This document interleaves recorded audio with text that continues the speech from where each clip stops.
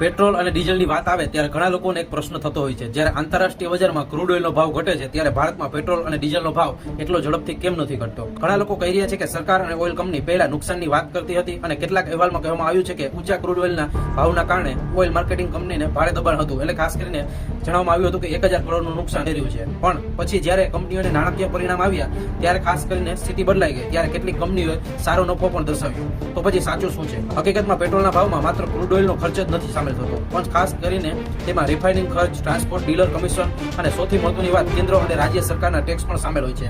એટલે crude oil સસ્તું થાય તો પણ પેટ્રોલ એટલું જ સસ્તું થશે એની કોઈ ગેરંટી હોતી નથી.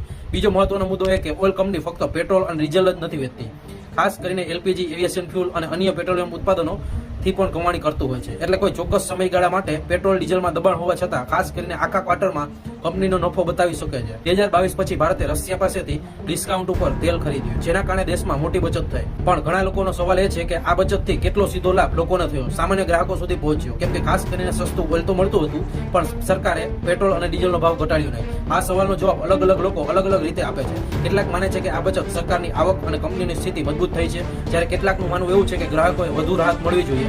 પણ આ મુદ્દો એટલો સરળ નથી. નુકસાન થયું એટલે નફો પણ ના થવો જોઈએ એવું નથી. ક્રૂડ ઓઇલ ઘટ્યું એટલે પેટ્રોલ તરત કેમ ન ઘટ્યું? પણ એક વાત ચોક્કસ છે કે સરકારે પેટ્રોલ અને ડીઝલના ભાવ વિશે પારદર્શિતા જાળવવા અને સ્પષ્ટ માહિતી આપવી જોઈએ, જેથી ખાસ કરીને સામાન્ય લોકો સમજી શકે કે તેઓ ભાવ ચૂકવે છે તે કેમ ચૂકવી રહ્યા છે. ખાસ કરીને સરકારે જણાવવું જોઈએ કે ક્રૂડ ઓઇલનો ભાવ ઘટ્યો તો પણ ખાસ કરીને પેટ્રોલનો ભાવ કેમ નથી ઘટતો. સરકારે ચોક્કસ માહિતી લોકોને સમક્ષ રજૂ કરવી જોઈએ. આવી જ માહિતી માટે ડિજિટલ ન્યૂઝને અત્યારે જ ફોલો કરી લેજો.